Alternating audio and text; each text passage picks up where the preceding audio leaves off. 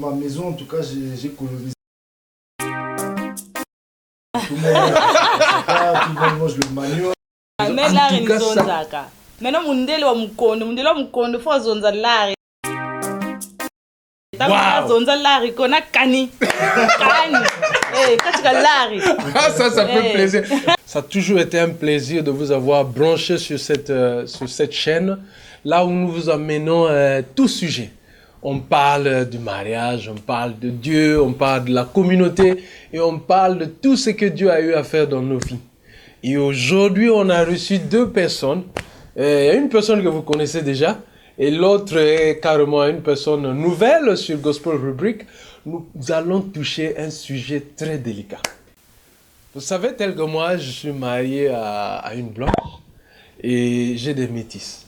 Donc aujourd'hui, nous avons reçu deux métis sur le plateau. Et l'autre que vous connaissez très bien, c'est ma nièce Chasti Bitinou. Et vous avez l'autre, mon neveu qui est là. Ouais, je sais, écoute. Mais je suis l'oncle. C'est Gervais. Et ils vont nous parler un peu comment a été l'expérience depuis qu'ils sont nés, être métis dans la société. Et je veux commencer avec, on va commencer avec la dame. Donc, Merci. Maman Chelsea, est-ce que vous pouvez vous présenter, que les gens qui nous suivent, qui sachent qui est Maman Chelsea vraiment? Baby, Nani va te bien qui tu es. Ah, c'est vrai. Donc, on profite de l'émission, dis-nous qui tu es vraiment. En tout cas, merci mon frère William, que le Seigneur te bénisse. Amen. Je salue tout le monde à travers le monde qui me suit partout, les fanatiques du Seigneur et les gens qui me soutiennent aussi dans mon œuvre, dans mon ministère. Je suis la sœur Chelsea Bitinou, comme vient de le dire. Voilà, je suis ici, je vis à Londres, je fais des émissions et vous allez me découvrir dans plusieurs choses. Voilà, c'est moi. Je veux me tourner vers ma gauche. Et ça, c'est mon neveu Gervais. Mon neveu, est-ce que vous pouvez vous présenter, que les gens sachent qui vous êtes vraiment? Qui je suis? Je suis Gervais Loco. Je suis congolais. Je suis né à Brazzaville. J'ai grandi à Brazzaville. Je suis métissé. C'est le sujet du jour. Donc, ma maman est russe et mon père est congolais. Donc, aujourd'hui... c'est une occasion de partager un peu l'expérience et de voir comment est-ce qu'on a grandi, comment est-ce que j'ai grandi en tant que métis au Congo-Brazzaville. Ok, je vais me retourner encore vers Maman Chassé. Maman Chassé, vous êtes né où précisément? Vous êtes né où? Précisément, je suis née aussi au Congo-Brazzaville. Et je peux dire aussi que je suis quinoise parce que c'est dans mon sang aussi. Je vous aime beaucoup mes frères, mais je suis congolaise de Brazzaville, je suis métissée. Mon père est blanc et ma mère, elle est congolaise. Ok, et mon neveu Gervais, chez vous, donc, qui est noir, qui est blanc? Mon papa est congolais, comme j'ai dit tout à l'heure, et ma maman est russe. Ok, Voilà. parce que je crois que I have missed that part. You know. Ok, grandissons à Brazzaville, ou grandissons plus précisément à Mukondo. Comment a été la vie quand vous êtes jeune? Bon, vous êtes différente. Parce que je me rappelle, hein, quand j'étais petit, je voyais, moi, dans mon délai azul, les gars, un blanc qui passe, t'as la mondele. Comment ça a été, l'expérience? Comment ça a été? Je peux dire que ça a été bien la majorité du temps parce qu'on se sent plus accepté dans le milieu africain que le milieu des Blancs. Parce que moi, personnellement, j'ai vécu à Mukondo, j'ai grandi à Mukondo. Pour ceux qui connaissent Mukondo, il y a une partie qui est, on peut dire, middle class, et une partie qui est un peu riche. Bon, j'étais très remarquable le fait que j'avais une autre couleur de peau, donc on m'appelait tout le temps Mundele Madesu. Et franchement, cela me faisait tellement pleurer, je ne sais pas pourquoi, tout le temps on m'appelait Mundele Madesu, je partais me cacher et je pleurais tout le temps. Mais Mundele Madesu, là, j'ai entendu l'expression là, c'est quoi Mundele Madesu, ça parle de quoi? C'est quoi? Parce que les Madesu, quand on prépare ça, les haricots, c'est jaune, hein? C'est un peu jaune, ouais. Peut-être que mon frère peut répondre. Non, mais, En fait, bon, je pense que moi je peux huiler tout ce que Chelsea vient de dire. Moi, je me rappelle quand j'étais petit, je me baladais dans certains quartiers, on criait Pipon Poli à Mundele Madesu. Donc, vraiment, sur le coup, je me rappelle quand j'étais adolescent, je grandissais, ça ne me plaisait pas du tout. Souvent, bon, je n'allais pas jusqu'à pleurer peut-être, mais souvent, c'était les petits enfants qui le faisaient. Et puis, bon, j'essayais d'ignorer un peu et puis de passer, quoi. Mais bon, c'est vrai que dans certains milieux, c'était pas toujours évident, quoi. Fallait montrer qu'on est digne d'être là au même niveau que les autres. Mais à l'école, moi, ce que je voudrais savoir, c'est à l'école. Je veux commencer avec mon frère Javet. Comment a été l'expérience à l'école? C'est-à-dire, étant métisse à l'école? Bon, l'école, déjà, bon, faut dire que j'ai fait mon école primaire à Brazzaville, à l'école de la Glacière. Et il faut dire que c'était une école qui était, c'était une école publique, mais qui était très mélangée. Il y avait beaucoup d'enfants, il y avait des enfants de ministres qui étaient C'était une école française alors? Non, c'était une école publique, voilà, de la Glacière, l'école publique de la Glacière. J'étais dans une école française, mais plus jeune, au CP. Je suis arrivé, je pense que au niveau du CE2, les années, je crois, 82-83, le Congo avait décidé de ne plus avoir d'école privée. C'était un pays marxiste, donc tout le monde allait dans les écoles publiques. Donc on est parti, en ce moment-là, dans tout ce qui était dans les écoles privées, à part Saint-Exupéry, l'école française, et puis peut-être le SNED qui sont restés, mais la majorité des personnes sont allées dans des écoles publiques. Et là, c'était très mélangé, il y avait il y avait de tout le monde. Mais, dans certaines classes, moi j'ai fait le CE1 jusqu'au CM2, dans le groupe de classe, il y avait des personnes qui nous regardaient un peu peut-être avec... déjà, il y avait beaucoup de métis, il faut dire. Ouais. Il y avait beaucoup de métis.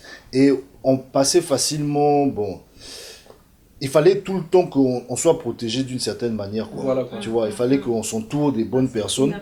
Voilà, parce qu'on ne passait pas inaperçu. Même avec les professeurs, il y avait toujours des traitements un peu différents et tout ça. Donc, quand l'école... Parle-nous un peu de l'école. Tu es allé où à l'école? Comme je disais, j'étais à la Glacière, l'école primaire. La Glacière, c'est vers Bakongo. C'est à Bakongo. C'était une école primaire, en tout cas, on a eu beaucoup de bons maîtres là-bas. Je me rappelle de chef Missonsa, chef Jean. Ouais. T'as une bonne mémoire. T'as une bonne mémoire. Chef Jean. Donc on les appelait des chefs, quoi. Ouais, c'était comme ça. C'était des cuisiniers ou quoi? Non. Des cuisiniers. C'était nos maîtres, nos enseignants. Des cuisiniers. Voilà. Ceux qui nous apprenaient à être, ceux qui ont contribué à notre développement. Mais c'était intéressant. Je veux dire que on était à l'école primaire, je me rappelle, c'était l'époque des pionniers. Ouais. Et on avait fait un sketch à l'école primaire et on avait fait, c'était sur l'apartheid. Et on avait fait donc, on avait un Nelson Mandela.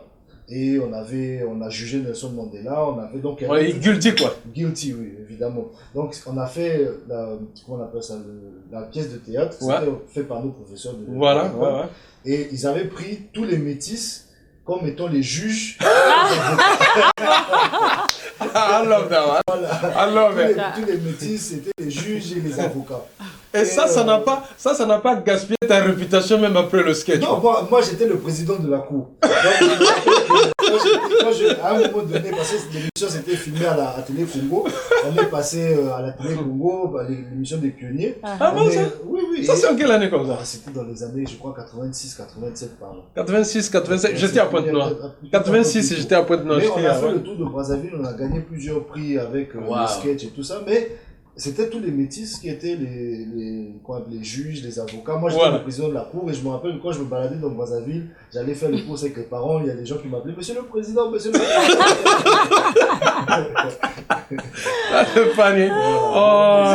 C'était intéressant. Et maintenant, si je me retourne vers Maman Chasté. Maman Chasté, comment a été ton expérience étant métisse dans ton quartier?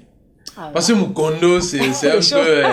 C'est un Brixton, hein? C'est un Brixton. À part le Brixton de Bakongo, mais c'est un petit Brixton quand même aussi. C'est comme je disais, les gens m'appelaient Mundele Madesu, oui. Mais je passais plus de temps à l'église. Comme ma grand-mère était diacre, voilà, c'est la défunte Kebani Marthe, elle est décédée. Et ça, c'est du côté de maman ou... Oui, du côté de maman, puisque j'ai grandi à Mukondo, voilà, du côté de avec ma grand-mère. Et on partait tout le temps à l'église. J'habitais en face de l'église. l'église en fait. Voilà. Donc tout le monde me connaissait. Ma grand-mère m'emmenait toujours à l'église. Je partais dans les quilombos. Voilà. J'ai grandi à l'école de dimanche. J'avais plein d'amis. En tout cas, les gens m'aimaient beaucoup. Voilà, quoi. J'étais comme l'enfant de tout le monde. Je pouvais aller chez le voisin manger. Donc, je pouvais marcher comme ça toute la journée. On ne sait pas là où je suis. Wow. Personne, ouais, parce qu'on sait qu'elle est quelque part safe, parce que tout le monde vraiment m'aimait dans le quartier, on me prenait comme le Mundele du quartier, Voilà, quoi. Ouais. Mais c'était bien, franchement c'était bien. Non, mais ça c'est quand même une bonne expérience. Et quand tu grandissais, disons, est-ce que tu pensais, tu te disais, un jour il faut que j'aille en Europe? Bon, quand je grandissais, déjà ma mère, elle était en Europe, parce que j'ai grandi avec ma grand-mère, donc c'était sûr que j'allais la rejoindre un jour. Mais au début, j'étais encore avec ma grand-mère jusqu'à l'âge de 14 ans, et après, bon, c'était temps de venir. En fait, je suis venue en Europe, c'est par rapport aux événements de la guerre de 97. Okay. Normalement, je n'étais pas vraiment intéressée, ni ma grand-mère, elle n'était pas trop intéressée, parce qu'on était bien, on était à l'aise là-bas là, avec ma grand-mère. Bon, après les événements de 97, et là, ma grand-mère, elle s'est dit, bon voilà, il est temps d'aller rejoindre ta mère maman, en Allemagne. Donc, c'est là, vers 99, que j'ai voyagé. Je suis partie en Europe. 99. Oui. Et vous, à quel moment vous vous êtes décidé, vous vous êtes dit, bon, écoute, j'en ai assez avec l'Afrique, il faut que j'aille en Europe. Vous, c'est... Parce que tel que moi, je ne suis pas médecin, mais je suis venu en Europe étudier. J'ai étudié en Pologne, c'est là où j'ai rencontré ma femme. Et on a deux jolies filles, Alice et Sacha. Donc j'ai aussi des métissés. C'est pour ça que j'ai fait ce programme-là. Je voudrais quand même rentrer en deep. Qu'est-ce que les métis ressentent dans la communauté? À quel moment vous êtes décidé que, voilà, ok, il est temps que j'aille en Europe, quoi? Pour moi, c'était... l'Europe, c'était pas vraiment le dreamland. Hein. Moi, j'ai fini mes études, j'ai fait mon bac à Brazzaville. Je suis allé habiter en Côte d'Ivoire pendant quelques années. Ok. Et de la Côte d'Ivoire, je suis venu en Angleterre. Et c'est parce que mon père pensait que il estimait qu'un cadre devait parler l'anglais. Voilà quoi. Donc il s'est dit que bon, mon enfant il est en Côte d'Ivoire, bon maintenant il veut faire ses études supérieures. Au lieu qu'il aille en France comme tout le monde, on va l'envoyer en Angleterre, comme ça il pourra apprendre la langue. La langue, ouais. Ça. Voilà. Maintenant, par rapport à notre sujet, on parlait du métissage. En grandissant au Congo, en tant que métis, la vie était souvent un peu plus facile, comme tu as assez dit. Il y avait beaucoup d'endroits où on pouvait passer plus facilement, on ne faisait pas forcément la queue. On avait toujours un petit traitement de faveur. Un privilège, un privilège, voilà. On avait toujours un privilège. Maintenant, il y en a qui ont peut-être abusé, il y en a qui n'ont du privilège, mais bon, ça, c'est pas le sujet d'aujourd'hui. Mais ça existait quand même, c'était plus facile d'avoir certains rapports avec des personnes, des connaissances, tout ça, c'était toujours un peu plus évident.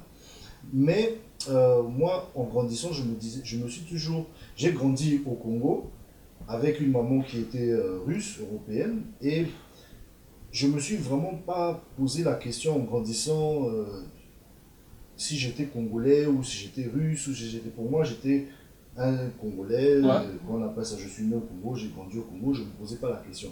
Mais je me rendais compte que très souvent, quand je suis arrivé en Côte d'Ivoire surtout, quand je me retrouvais dans la communauté congolaise, c'était souvent difficile pour eux de m'accepter. Parce qu'ils se disaient, est-ce qu'il est vraiment congolais lui? Est-ce que c'est vraiment un Congolais? C'est un métis, mais est-ce qu'il est réellement congolais? Donc, il y avait toujours ce rapport qui était un peu... qui était toujours un peu ambigu, quoi. Et c'était très dérangeant pour moi. J'avais toujours l'impression qu'il fallait que je puisse me forcer, démontrer, faire plus que les autres. Pour démontrer que vous êtes congolais. Je suis effectivement un Congolais qui est comme tout le monde, je suis congolais. Donc il te traitait plus comme russe, quoi. Non, pas forcément comme russe, mais plutôt comme... Mais un peu, tu es différent. Tu es différent. Voilà, tu es différent, donc bon... tu n'es pas congolais. En tout cas, c'est cette impression que j'avais dans certains environnements, dans certains milieux.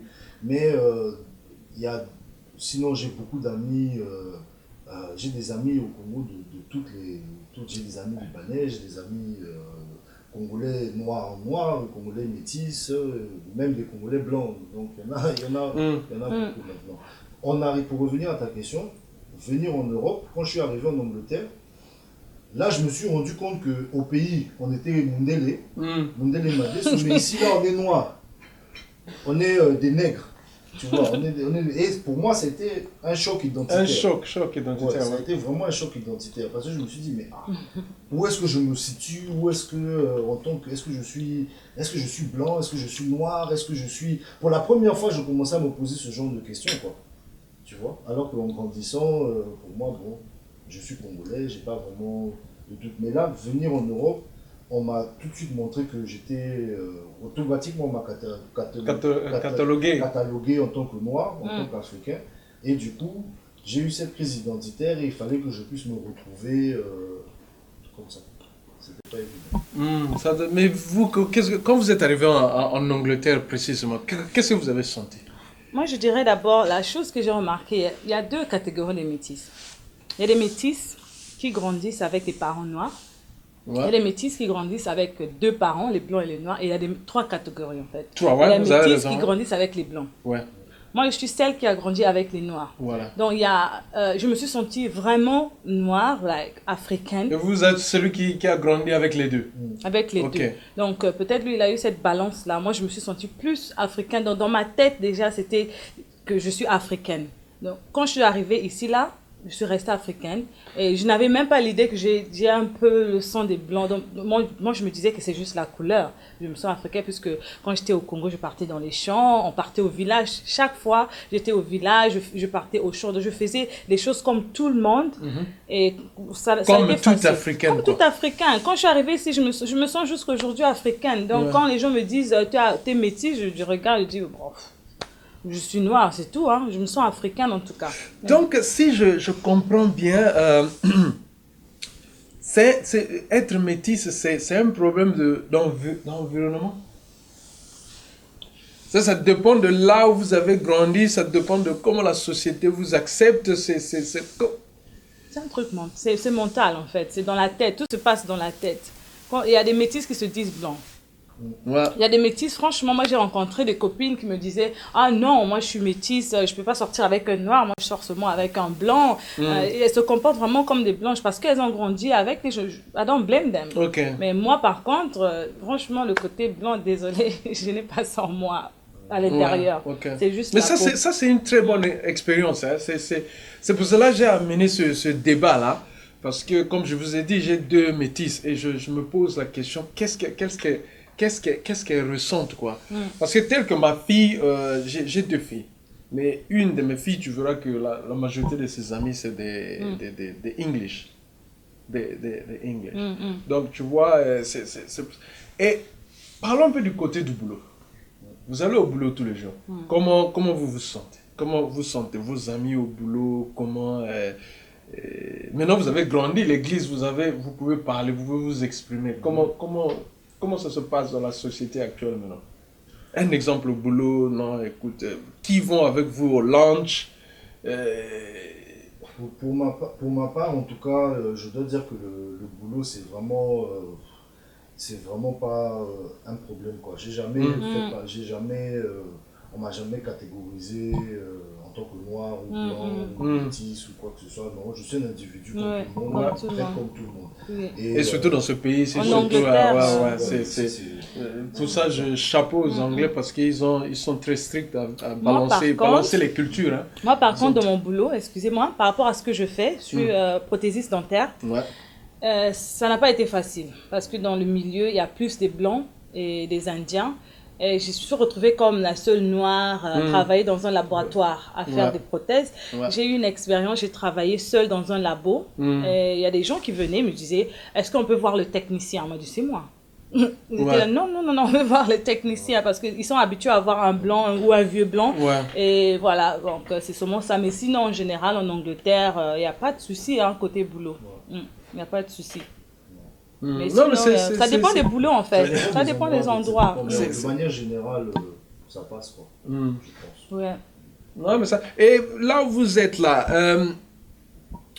c'est-à-dire vos enfants, qu'est-ce que vous réservez, quelle éducation que vous passez? Je sais que vos enfants vous posent des questions. Maman, le grand-père, grand-mère, maintenant, dans votre famille, comment vous localisez, étant métisse dans votre... Parce que toi, tu es marié à Une Ivoirienne. Une Ivoirienne et vous êtes marié à un Congolais. Oui. Et comment la culture, il faut préparer, tout ça. Bon, je sais que vous en avez déjà beaucoup fait en Afrique. Comment vous balancez ça maintenant dans votre famille? Moi, dans ma maison, en tout cas, j'ai colonisé tout le monde. Hein. Tout le monde mange le manioc. Tout le monde mange tout. Donc, il n'y a pas de problème. De même aussi, mes enfants, ils aiment manger les plats de leur maman, le foutou, les sauces graines, les plats ivoiriens. Ils aiment. En tout cas, c'est ouvert, quoi. Ouais. Franchement. Maintenant, les enfants, c'est vrai qu'ils peuvent avoir un problème d'identité. Ouais. Après, parce que bon, ils sont dans des maisons avec des parents africains et ils sont à l'école dans un système qui est différent et qu'ils fréquentent tous les jours. Mais maintenant, c'est à nous de mettre la balance, de balancer, leur donner nos valeurs. Ouais. Mais en tant que chrétien aussi, la fondation principale, c'est la parole de Dieu. Voilà. C'est enseigner ces enfants-là dans la parole de Dieu. Et ensuite, lorsque le Seigneur a fait son travail dans leur vie, ils seront capables de se mélanger dans n'importe quel environnement sans aucun souci. Ils auront leur identité. Ouais, ça c'est vrai. Et vous, Chassi, vous avez combien? Vous avez deux enfants, non? Oui, j'ai 2 enfants. Moi, je pense que mon mari est plus blanc que même congolais. Parce que pourquoi je le dis? Parce qu'il est né et grandi en Europe. Moi, je suis du Congo, donc moi je suis plus africaine que lui, donc je reste avec donc culture. Donc vous savez quand même des Noirs qui sont nés ici. Oui, il y a des Noirs qui sont blancs. En tout cas, ils se comportent comme des Européens, quoi. Oui, il y a des Noirs qui sont nés ici, mais bon, voilà, il y a 2 cultures dans mon foyer, puisque mon mari, il est noir, mais né ici, là, et moi je suis métis, née au Congo. Donc, on balance, il y a la balance, ce qui est bien, les enfants sont en Europe, donc ils peuvent avoir les 2 cultures, et je planifie les emmener aussi en Afrique pour qu'ils puissent voir découvrir un peu votre culture. Bien quoi. sûr. Mais un dernier, parce que en fait, vous avez tout dit, hein, vous avez dit, vous êtes né en Afrique, grandi en Afrique, vous avez connu un peu la culture là. Il y avait le bon, le moins, on a tout entendu. En Europe, dès que vous êtes arrivé, vous avez compris que voilà, vous êtes localisé ici, vous avez fait le choix. En fait, c'est ce que j'ai compris. Hein. Vous, on vous a fait comprendre, mais vous êtes déjà classé vous-même. Voilà. Mais un dernier mot aux gens qui vous écoutent, c'est-à-dire aux gens qui vous regardent, l'expérience, c'est-à-dire nous avons des frères. Je sais, on vit, hein. On a des frères et des sœurs qui vont se mélanger. On a des sœurs là-bas qui vont se marier avec des blancs. On a des frères là-bas qui vont se marier avec des blanches. Quel est le conseil que vous leur donnez? Quel est le conseil? Comment est-ce qu'ils doivent encadrer ces enfants-là? Oui, avant de commencer à donner le conseil, j'ai un petit truc à dire à propos des filles métisses. Il y a beaucoup de choses qu'on dit sur les filles métisses. Ouais. Mon frère il rigole, j'imagine déjà que, tu sais, on dit que les filles métisses, elles sont pas sérieuses. Voilà, elles prennent le mari de trouille et tout ça. Bon, je peux dire en général que je pense pas que c'est un problème de peau. Je sais que la peau métisse, elle attire, ça je comprends parce que c'est une autre race, au milieu surtout des Africains. Parce que quand on part en Afrique, en tant que fille métisse, tu vois que les regards sont sur toi. Mais fille claire en général. Hein, voilà, fille claire en général. Voilà, mais ici, c'est pas le cas. Femmes qui se dépigmentent. Voilà. Oui. Donc c'est ça qu'on essaie de dire à nos sœurs métisses. Si ils font des choses comme ça, qu'ils arrêtent, parce que la peau, c'est juste là, c'est le cœur en fait. La beauté, c'est pas là à l'extérieur, c'est le cœur. Ici, il y a des gens qui le font, ils doivent arrêter parce que ça donne une mauvaise réputation à toutes les métisses, en fait. Donc, c'est juste ce truc-là qui nous dérange un peu en tant que fille métisse. Quand tout le temps, on te traite de moins sérieuse, même quand tu n'es pas, on te voit métisse, on voit directement, oh oui, celle-là. Et c'est difficile pour les métisses de trouver aussi un foyer, ce que j'ai remarqué. Parce que tout le temps, on se dit, ah non, elle-là, on ne peut pas la marier parce que sûrement, il y a plein d'hommes derrière qui sont là. Donc, je ne sais pas si mon frère peut ajouter du côté des hommes, comment ça se passe. En fait, du côté des hommes, l'image que moi j'avais, je me rappelle quand j'étais bandit, mon papa me disait toujours que tu vas devenir mécanicien. Tu vas devenir mécanicien. Ne crois pas que je vais t'envoyer dans une école. Tu vas aller apprendre dans un garage. Parce qu'il y avait deux frères, deux frères à Brazzaville qui avaient deux garages, qui avaient un garage qui marchait très bien. Donc on disait que tous les métis c'est des mécaniciens. Les garçons métis c'est des mécaniciens. Donc bon, on avait cette, je sais pas, peut-être tradition. J'espère que c'est moi seul qui ai vécu ça, mais en tout cas j'ai eu cette expérience-là. Maintenant, pour ceux qui veulent se marier, aujourd'hui, le monde dans lequel on vit, c'est global. Vraiment, c'est... Qu'on appelle ça? Maintenant, on voit des Chinois avec des Noirs, des Blancs, les gens se mélangent vraiment. Ouais. C'est un mail de monde, c'est vraiment global. L'essentiel, vraiment, c'est d'avoir une base commune. Si deux personnes dans une famille, déjà même, peuvent se diviser, peuvent se battre, combien de fois deux personnes d'une autre nation. Donc, il faut avoir une base quand même...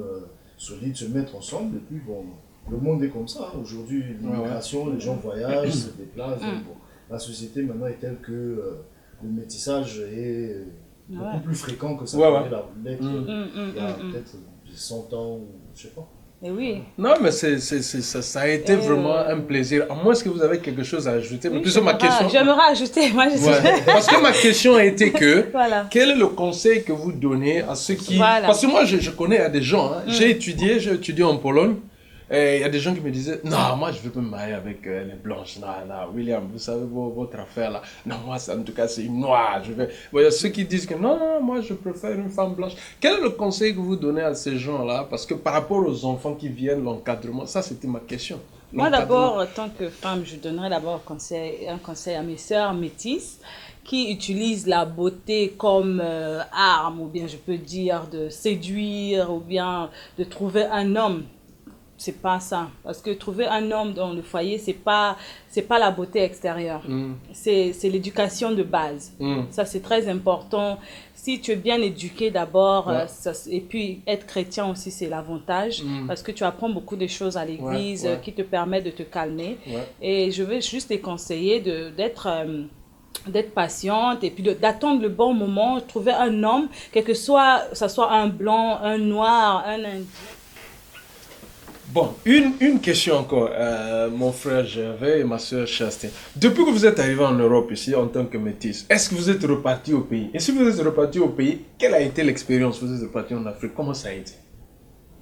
Déjà, le retour au pays, bon, moi je suis reparti il y a déjà quelques années, ça fait longtemps, mais en tout cas j'ai beaucoup apprécié mon séjour lorsque je suis parti à Brazzaville, j'ai visité Pointe-Noire aussi, en tout cas sans problème quoi. J'ai beaucoup apprécié le pays.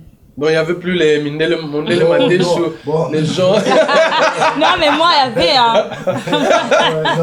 non, bon, maintenant bon, on a tous grandi, donc c'est plus... Et puis la société est devenue tellement mixte aussi. Surtout avec les Chinois. Voilà, avec les Chinois, donc les gens aujourd'hui... On a assez quoi. On a dépassé ce niveau de cataloguer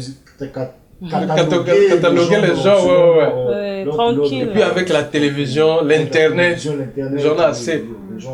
Parce que aussi que tu le veux ou pas, quand on vous appelait Mondele Madé-Soir pour voir un blanc, il fallait passer au moins même 6 mois. Parfois, il y a des... Les médecins Mondele Madé-Soir, les Madé-Soir là c'est blanc et puis c'est soft. On disait souvent que les métis justement ils sont soft. Ils sont mous, c'est des mous. Donc on te bully, on te fait, je sais pas, on essaye toujours, il fallait toujours se battre. Moi j'étais un grand bagarreur quand je grandissais. Mais une question à maman Chessie avant qu'on finisse. Si tu avais le choix de rester ici ou de repartir, qu'est-ce que tu allais faire? Mais tu peux aussi ajouter, tu repars ou tu restes? Ça c'est clair, repartir parce qu'il y a du soleil. Prends le mari et les enfants. Je prends le mari, franchement, il y a l'accueil, la famille. En tout cas, j'aime beaucoup passer du temps avec ma famille. Ma famille, c'est vraiment tout pour moi. Le choix serait de rentrer et puis investir dans mon pays et pourquoi pas... Voilà, y rester pour de bon. Et quand vous êtes allé vraiment à la réception, vos frères qui ont... Le Mondele Madé, c'était fini quoi. Oui, quand je suis allée, le Mondele... Non, c'était pas complètement fini. J'étais dans le taxi. Je parlais au téléphone, je pense en lingala ou en lari, puisque je parle aussi lari. Voilà. Et le taximan qui s'est retourné, il avait dit « Mondele Kezonza qui lari !» Mais là, il zonzaka. Maintenant, mundele wa mukondo, faut zonza lari. T'as zonza lari, kona kani. Kani. Katika lari. Ah, ça fait plaisir. Une blanche qui parle lari, oui, ça c'est grand. Ça étonne tout le monde parce que quand je joue à Brazza ou à Pointe-Noire, donc je parle aux gens, je parle lari et les gens se retournent tout le temps là pour dire mundele ou t'as zonza lari. Ok, c'est bon là. Non, mais ça c'est choquant. En tout cas, ça a été un plaisir. Les amis, nos chers internautes, comme on a toujours dit que vraiment, quand vous avez des questions, vous avez des sujets, contactez-nous. On est là. Comme je travaille avec ma nièce Chelsea de temps en temps, elle m'aide, elle vient m'aider dans ce que je fais. Et mon frère, je veux aussi peut-être dans le futur, il va nous aider. Donc, si vous avez des questions, posez. Vous voulez contacter, vous avez un sujet qui vous frappe, amenez ça. On va discuter ça avec vous. Donc, comme on s'est dit là, vraiment, je remercie ma nièce Chelsea, je remercie mon frère Gervais. Et ça a été un plaisir. Encore merci à mon frère Eric Mafolo. Et Sacha à la caméra, vraiment ça a été un plaisir, vraiment merci pour la soutenance. Nous remercions encore tous ceux qui nous soutiennent dans les prières. Vraiment soutenez-nous dans les prières, vraiment on ne demande rien, tout juste les prières.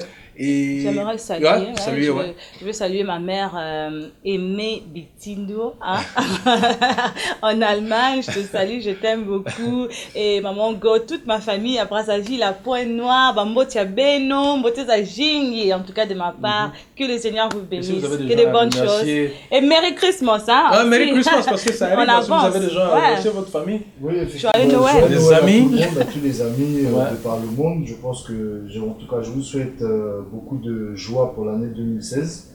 Les meilleurs vœux en même temps. Les meilleurs vœux, pour l'année 2016 qui va bientôt commencer. Que Dieu vous bénisse et que vraiment il vous donne par sa grâce de pouvoir avoir une bonne santé. Amen. Et vraiment que vos enfants, vos familles, vos amis, tous ceux qui sont chers à vous puissent se porter pour le mieux. Amen. Et comme nous vous disons encore une fois de plus au revoir et ciao, à plus. Comme disent les Anglais, cheers.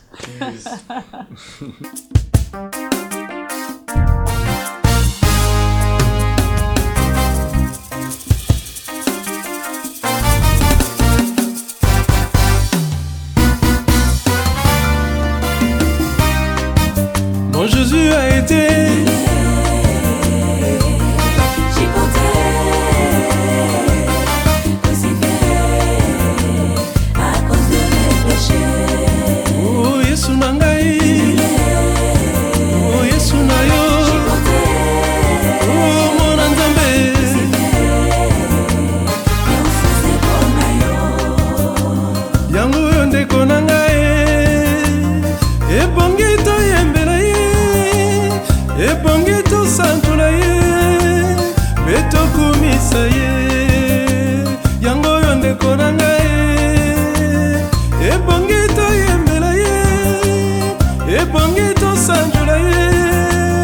Beto